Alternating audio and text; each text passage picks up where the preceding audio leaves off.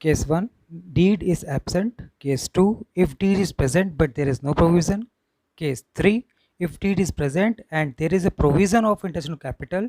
Case 4, deed is present, starting interest on capital be considered as charge. Now case 1 की तरफ चलते हैं. If deed is absent mean यदि किसी question में आपको दिखे, ये क्वेश्चन मेंशन स्पेशली हो कि इंटरेस्ट ऑन कैपिटल आपको पे करना है एंड आपकी डीड एब्सेंट है या साइलेंट है, तो आपका डायरेक्टली आंसर होगा no interest on capital will be given to any partner, right. Now case 2, if deed is present but there is no provision, that mean यहाँ इस क्वेश्चन में ये माना जाए कि डीड आपकी प्रेजेंट है बट किसी तरह का प्रोविज़न नहीं बनाया गया है कि कितने परसेंट देना है, क्या कैलकुलेशन होगा. तो इस तरह के क्वेश्चंस में हम क्या करेंगे, हम स्पेशली उनको इस बात पे फोकस करेंगे कि कोई भी हमारा जो भी क्वेश्चंस आएंगे, सो हमारा आंसर क्या होगा, no interest on capital will be given, क्योंकि हमको पता ही नहीं है कि उनका प्रोविज़न क्या है, उन्होंने स्टार्टिंग में डीड में क्या मेंशन किया था, राइट. नाउ केस 3 की बात अगर हम करें तो केस 3 में if deed is present and there is a provision of interest on capital, that mean जब बिजनेस हमने स्टार्ट किया था तो वहाँ पर हमने एक डीड में मेंशन किया हुआ था कि कोई भी पार्टनर जो भी कैपिटल लेके आता है उसका इंटरेस्ट कितना होना चाहिए.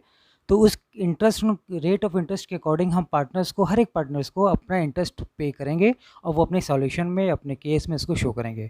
वो अकॉर्डिंग टू डीड परसेंटेज कोई भी हो सकता है. तो इस मेरे ख्याल से इस तरीके से आपको इस केस 1 और 2 और 3 के बारे में पता चला होगा. अब हम बात करेंगे अपने केस 4 की. Deed is present starting interest on capital be consider as charge, that mean इस क्वेश्चन, इस पॉइंट के अकॉर्डिंग हम ये समझ सकते हैं कि डीड हमारे बिजनेस में, हमारे फॉर्म में प्रेजेंट है और उसको देना भी ज़रूरी है, मैंडेटरी है, और उसको चार्ज की तरह कंसीडर करना है. यानी कि जैसे कि आप स्क्रीन पर देख रहे हैं, even firm suffering with loss, यदि फर्म को लॉस होता है तब भी आपको इंटरेस्ट ऑन कैपिटल देना है, दैट मीन देना है. सो आप ये मान के चलिए, अभी तक जो भी हम केसेस पढ़ रहे थे उसमें अकॉर्डिंग टू डीड है, नहीं है तो क्या प्रोविज़न है तो कितना प्रोविज़न है, उसके अकॉर्डिंग काम कर रहे थे.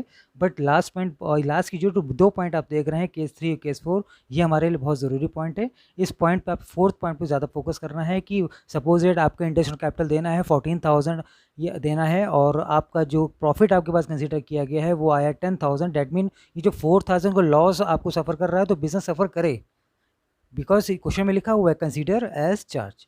सो इस बेसिस पे हम ये देख सकते हैं कि हम अपने चारों पॉइंट को किस तरह से 1 to 1 क्लियर कर रहे हैं. हम कोशिश करेंगे अब हमारा जो नेक्स्ट वीडियो हो वो आपकी इन्हीं प्रैक्टिकल बेस पे हो, बिकॉज ये छोटी छोटी चीज़ें अगर आपको इंटरेस्ट ऑन कैपिटल के बारे में नहीं पता होंगी तो किसी तरह के आप क्वेश्चंस को सॉल्यूशन में नहीं ला सकते हैं. सो मेक श्योर आप हमारी वीडियो के साथ बने रहिए. जब बहुत जल्दी ही हमारा 3rd वीडियो इसमें आपके सामने आएगा जिसमें आपको प्रैक्टिकल्स हम डायरेक्टली वाइट बोर्ड पे आपको शो करेंगे. तो मेक श्योर हमारे साथ बने रहिए, लाइक्स देते रहिए, कमेंट देते रहिए और फॉलो करते रहिए, बिकॉज अगर आप सब्सक्राइब नहीं करेंगे तो हम अपने वीडियोज़ तक को आप तक नहीं पहुंचा पाएंगे. So thank you and wish you good luck.